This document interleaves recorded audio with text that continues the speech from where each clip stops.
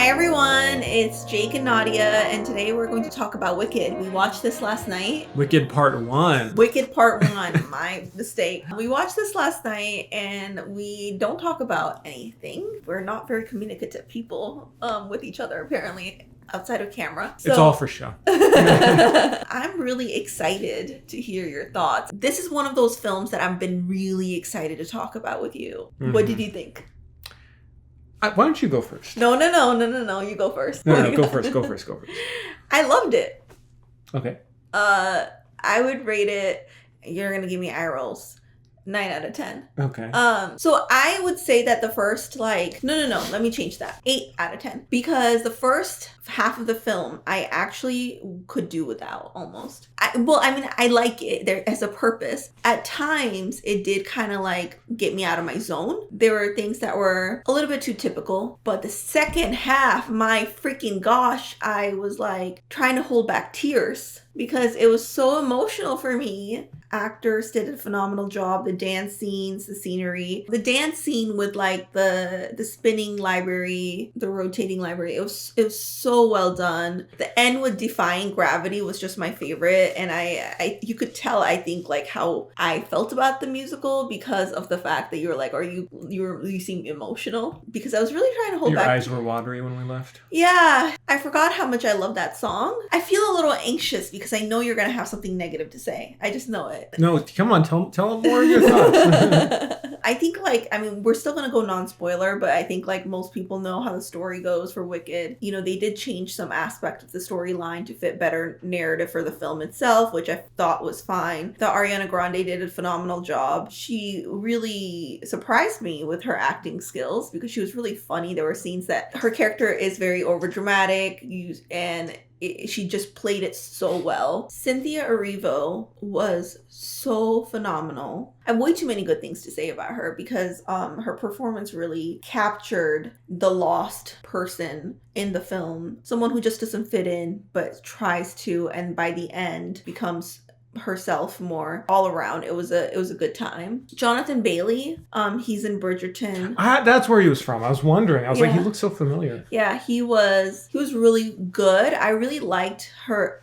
I really liked his character arc because he went from someone who you would think as a typical prince and kind of had more depth in there. So I'm excited for part 2 to see where they go with him. I kind of know where they go with him, but the criticism that I had about this film is sometimes the world felt a little smaller than I felt like it should feel. Set designs, it was all great, but it did feel like a set instead of an actual world where you can walk through, and it did kind of take me out, especially in the beginning. It just felt a little lower budget for me. I don't know. It just felt like it wasn't as grand as I expected. I wanted the world to feel more grand. I wanted to feel like I could actually walk down the street, but it felt very studio to me. It felt very set design. Oh, we're in set. We're doing this. It's funny because it felt like a play. I had a similar complaint about Gladiator 2. Oh, wow, okay. It was very obvious to me, and that kind of took me out of a lot of scenes in the beginning. In the second half, I think the acting, the storyline really picked up to the point, and probably because I got used to the set by that point, that it didn't take me out of the movie and the characters and everything else. I don't really have anything else to say, honestly. I'm just really interested in hearing what you Well, we'll have talk to say. about spoilers in a bit. Yeah. But all right, I'll say what I think. Yeah. I really liked it. Nuh-uh. Yeah. Okay. I actually really... Made me nervous. I was trying to, because it's funny. But no, I really actually loved it. I had a really good time at the movies. It's funny because we just had seen Gladiator 2 recently, and this was a totally different... I wasn't really looking forward to either that much, but this one, it's a long movie, right? It's 2.5 hours, right? Yeah, maybe 2 a little hours, more. 20 minutes. It's long, so is Gladiator 2. 2 hours, 40 minutes. It didn't feel that long. We're getting to the end. In fact, maybe the end was a little too rushed for my taste. I'll say that I had seen Wicked a long time ago on Broadway. It's a great play. And I think part of why this movie works is because it's coming from great material. The songs are great. It's a good musical, the story works. Just film it, And the stuff that I did not like about the movie are largely complaints about the wider film industry, kind of like what I had with Gladiator 2, in that I don't know why they insisted on making this prequel to The Wizard of Oz, one of the most famously beautiful and colorful movies ever made. Why they want to have this kind of washed out looking palette, and kind of mute the colors a bit, make it feel a little more realistic. And that's part of why I think what you were saying, how it feels like a set. It doesn't feel as big or grand, even though I know I've seen behind the scenes stuff. They've built these sets, like a lot of these sets were built, but there's also a lot of CGI. Isn't as fun, the monkeys. A lot of stuff just it doesn't make it feel as real. Kind of reminded me of Sam Raimi's Oz, James Franco movie, which was horrifying. But this one just works because it is more focused on the performances. I think that the filmmaker, the director had a really good eye for these set pieces, these musical sequences. There's a lot of great like inserts and creativity, and the camera is bouncing around and you get to see the dancing and the performances very well. It's not muddled. It's very well choreographed. My really only complaint is with the cinematography and the digital effects, which again, that's just like a lot of these big budget movies you're going to have a problem with that. Cynthia Erivo was incredible. I thought she was the standout performance for sure. Ariana Grande, I just had a harder time connecting with her performance. I don't know what it is. I just thought she wasn't maybe big enough at first. Maybe I have this memory of like the stage musical where the performances are a lot bigger and funnier, and I just think she wasn't as funny as I was hoping for. There were parts that there were funny moments for sure, but it was later on, and I'm just saying I had to ramp up to connecting with her, and maybe that's because we have this image of her as the pop star and shows and all that stuff. So whereas with Cynthia Erivo, I was more like, I don't really know who she is. So I thought that their chemistry, though, was fantastic. Those two performers, they really worked well together. I really bought their love-hate dynamic throughout the story. And then in terms of it being split into part 1, part 2, how did you feel about that? Did you think it was a necessary choice? I think so, because they're really trying to take their time with the story. However, at the end, I did feel like it was rushed until I saw that there was part 2 coming in. And I'm like, okay, so this is where it's going to pick up in part 2.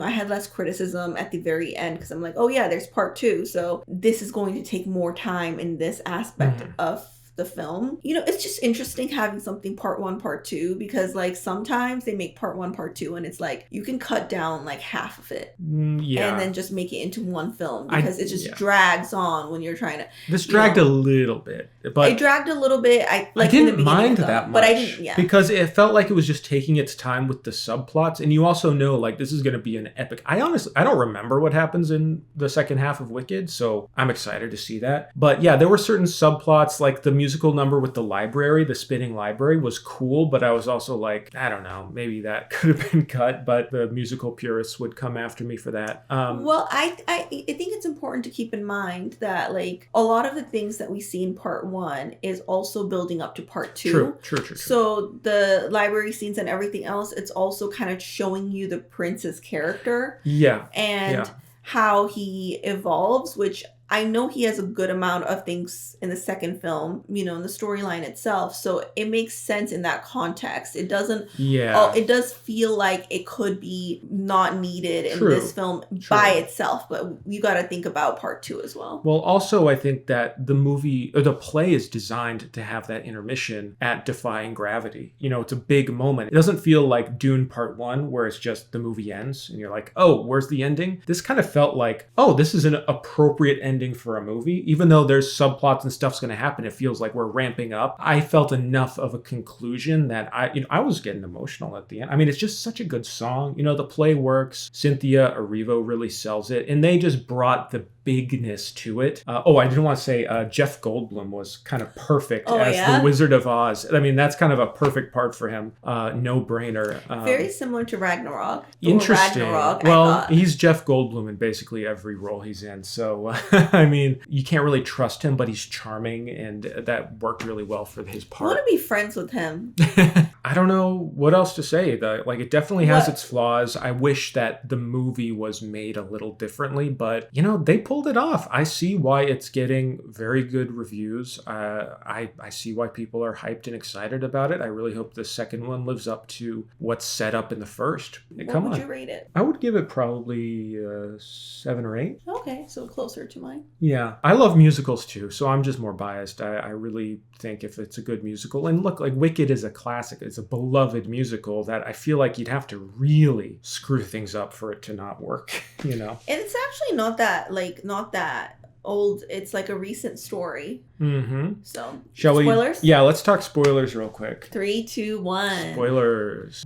She's wicked. I did want to say another complaint, and this is more having to do with the source material in general, but I think because we've seen so much of this in recent prequel, sequel kind of movies where you just kind of see how does Indiana Jones get his hat, how does Han Solo get his name? How does he get the Millennium? Like these kind of images, these iconic things that's like, oh, we have to explain how that happens. You see this in Wicked. I kind of give it a pass because it's older material and it feels like it's fine for this, but I think also if a movie didn't pull it off with such gusto and charm, it'd be annoying being like, oh, of course we have to see how the monkeys get their wings. Of course we got to see how she gets her hat. Of course we got to see how she gets her broom, I'm fine with it, but I was also thinking in the movie, like, man, if it wasn't Wicked, it'd be kind of annoying. I thought they pulled it off really well. Yeah. I thought Ariana Grande and Cynthia Erivo's chemistry, you touched on that before, was phenomenal. But one thing that I really liked about Ariana Grande's performance was that, in the beginning, you kind of don't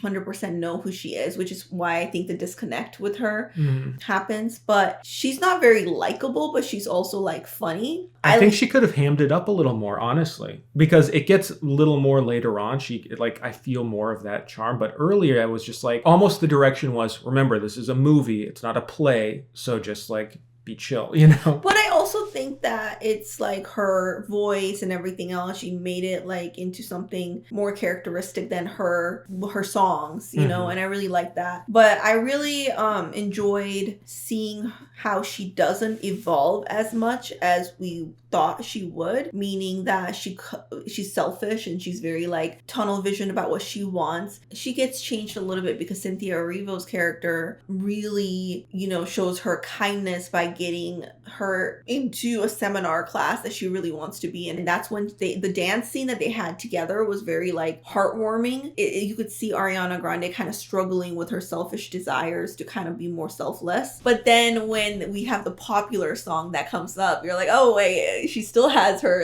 you're gonna be my project, Yeah. So very much that same need of she's a fun character. Yeah, but that's so she's not very likable in the traditional sense, but she's very charming. Well, so she becomes more likable when Jonathan Bailey's character is more into Cynthia, is more into Elphaba. Yeah. And so you start to feel a little sympathy for her. Yeah, that's true. I thought that part was really funny when she's like, Glinda. It's just Glinda. In solidarity with their professor. Yeah. So it's interesting and it's really funny. I thought it was good.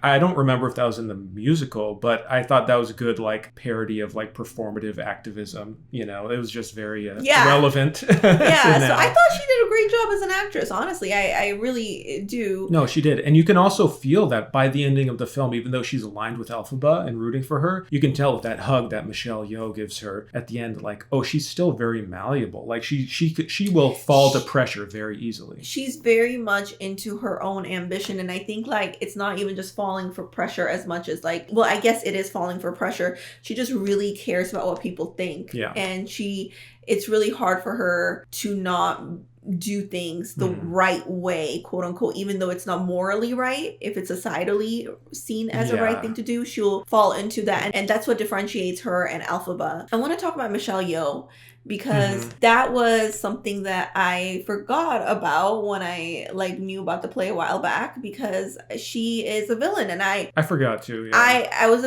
surprised by that, and it makes sense, and I thought that Michelle Yeoh did a good job, and I really tied in how Michelle Yeoh didn't like Ariana Grande's character, and then how she came to probably mentor her because she now needs Ariana Grande in her side to back up her story.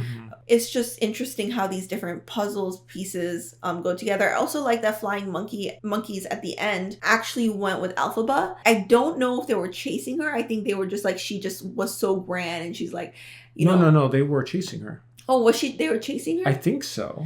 I didn't know if they were chasing her or they were like... In the original, are they on her side? I thought they were on the wizard's side. Or... this might be something that like we'll see. Yeah, because I thought that they were like on her side and they like went with her because of how powerful she became and she really embraced everything. Okay. But I could be wrong. I mean, let me know how you interpreted that, or there's an actual story that we're forgetting because we haven't seen Wicked in a while that, I just know the second half is going to be way more of a downer than the first half. Well, I kind of remember the ending a little bit, so I don't know if that's... It depends, because they did change some things. I mean, we know the ending because that's how the first movie starts. We see what happens, and it's all flashback. Also, you got to see Tin Man and his genesis. Wait, you did? He's the guy who asked out... Elphaba's sister? Yeah. Oh, that's supposed to be the Tin Man? He's the guy who asked out Elphaba's sister. Oh. I'm pretty sure. Correct me if I'm wrong. Oh, I didn't know they were... I forgot. Okay, maybe they're doing that. I think so. I haven't researched this film because I don't want to hear or read other people's opinion before I do this review. So correct me if I'm wrong, but I'm pretty sure that's supposed to be Tin Man. I guess we'll see. And I also don't know if we get to see like Dorothy and all of them in the play, like in the second half of the play. I don't know. I don't really want to know because I just kind of want to watch the second one, which I think is just coming out next year around this time. So it's not that long to have to wait. I don't want to, I'm less excited in the future to watch Wizard of Oz film. Because I want... You feel bad for the witch. Well, I do, and Dorothy, killing the Wicked Witch. I hate all of that, and I'm like... It makes me want to watch it again just because it's such a beautiful, practical costumes and all that. Yeah, I think it's a really good movie. I think it's going to make a shit ton of money. Based on the previews, it seems like it already is. So thank you for watching, everyone. Let us know what you thought of Wicked Part 1, and we'll be talking to you soon. Talk to you soon. Bye.